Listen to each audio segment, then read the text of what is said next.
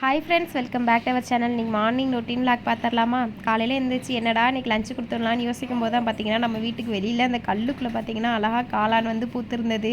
ஏற்கனவே நம்ம வீட்டில் ஒரு 2-3 காளானும் எடுத்து வச்சுருந்தேன். அதனால் சரி இன்றைக்கி வந்து தம்பிக்கு வந்து காளான் வந்து ரெடி பண்ணி நம்ம காளான் ரைஸ் மாதிரி கொடுத்து விடலாம் அப்படின்னு சொல்லிட்டு இன்றைக்கி அதுதான் நல்லா வாஷ் பண்ணி எடுத்துகிட்டு காளான் தான் கட் பண்ணிகிட்ருக்கேன்.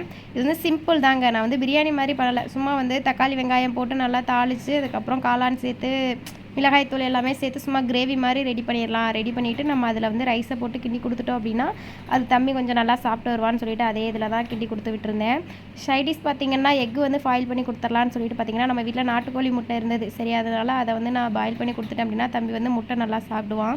இப்போ எல்லாம் பார்த்திங்கன்னா தக்காளி வெங்காயம் எல்லாம் நல்லா வதங்கி பார்த்திங்கன்னா எல்லாம் பிரிஞ்சு வந்துருச்சு. நம்ம கட் பண்ணி வச்சிருக்கல காளானை வந்து நம்ம உள்ளே சேர்த்து நல்லா வந்து நம்ம மிக்ஸ் பண்ணி விட்டுக்கலாம். இன்னொரு பக்கம் தம்பியுமே எந்திரிச்சிட்டான். அதனால் தம்பியை வந்து ப்ரெஷ் பண்ணி விட்டுட்டு அவருக்கு வந்து டீ ஆற்றி கொடுத்தேன்னா தம்பி வந்து பிஸ்கட் நினச்சி சாப்பிட்டுட்டு இருந்தான். ஹர்ஸோட யூனிஃபார்மில் பார்த்தீங்க அப்படின்னா பட்டன் வந்து அருந்திருந்தது. சரி, இதை வந்து நம்ம கையோட தச்சிடலாம் அப்படின்னு சொல்லிட்டு அதையுமே ஒரு பக்கம் நான் தச்சிட்டு இருந்தேன். பார்த்திங்கன்னா ஃபைனலாக லஞ்சுமே ரெடி பண்ணிட்டேன். பார்த்திங்கன்னா சாப்பாடு எல்லாமே பேக் பண்ணியாச்சு.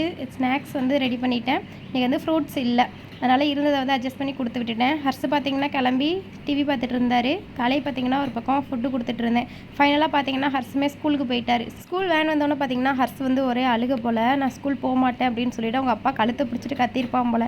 அவங்க அப்பாவுக்கும் அழுக வந்துருச்சு போல். வீட்டில் வந்து அவங்க அப்பா அழுதுட்டு இருக்காங்க. என்னால் முடியல, என் மையன் இப்படி அழுதுட்டு போகிறான், நான் போய் மத்தியானமே கூட்டிகிட்டு வர போகிறேன் அப்படின்னு சொல்லிட்டு எனக்கு ஒரு பக்கம் சிரிப்பு தான் வந்தது. அதோட சரி, அது சரியாயிருவான் அங்கிட்டு போனதுக்கப்புறம் அப்படின்னு சொல்லிட்டு இருந்தாச்சு. கலையை பார்த்திங்கன்னா ஒரு பக்கம் விளாட வச்சுட்டு அதுக்கப்புறம் நான் என்னென்னு பார்த்திங்கன்னா அடுத்த வேலையை ஸ்டார்ட் பண்ணிட்டேன். கிச்சனை பார்த்திங்கனால தெரியும் எவ்வளோ மோசமாக இருக்குது அப்படின்னு. அதனால் சரி, முதல்ல நம்ம கிச்சன் வேலையை வந்து முடிச்சிடலாம் அப்படின்னு சொல்லிட்டு என்னென்ன பாத்திரம்லாம் கழுவ இருக்கோ எல்லா பாத்திரத்தையுமே கொண்டு போய் நான் கழுவ போட்டுட்டேன். வந்து பார்த்திங்கன்னா அவ்வளோ ஆயுதுங்க. எங்கள் ஊர் சைடு என்ன தெரியுமா சொல்லுவாங்க, வந்துருச்சுனாலே வந்து பார்த்திங்கன்னா பொங்கல் திங்காமல் வந்து போகாது அப்படின்னு தான் சொல்லுவாங்க. இதை நீங்கள் கேள்விப்பட்டிருக்கீங்களா? இந்த மாதிரி உங்கள் ஊர்லலாம் சொல்லுவாங்களா அப்படின்னு சொல்லிட்டு எனக்கு மறக்காமல் கமெண்ட் பண்ணுங்கள். பார்த்திங்கன்னா அடுப்பு வந்து ரொம்பவே மோசமாக இருந்தது. காலையில் பார்த்திங்கன்னா குக்கரில் இருந்து சாப்பாடு எல்லாமே செதறி அங்கங்கே அந்த கிச்சன் ஃபுல்லாமே இதாகிருச்சு. ஏன்னா எனக்கு வந்து ஃபிசில் போயிடுச்சு குக்கரில், அந்த மேலே உள்ள லிட்டு இல்லை.